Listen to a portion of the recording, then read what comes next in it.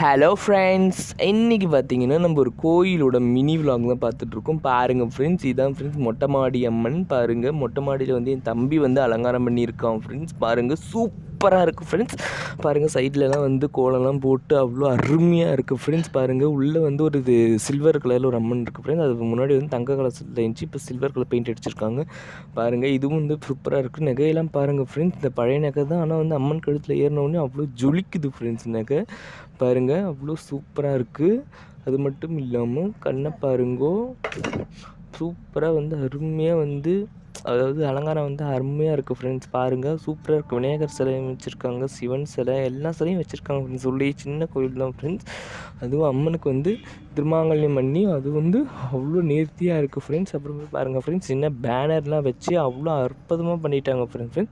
அப்புறம் நம்ம மல்லிகைப்பூ செடிக்கு வந்து சீரியல் லைட்லாம் பண்ணி வந்து ஒரு எப்படி சொல்ல கோயில் வைப் பண்ணிட்டாங்க ஃப்ரெண்ட்ஸ். பாருங்கள், எவ்வளோ காலைல எடுத்தது எவ்வளோ அழகாக இருக்குது பாருங்கள் ஃப்ரெண்ட்ஸ். மஞ்சள் பூசி இது வேறு அலங்காரம். நெக்ஸ்ட் டே இது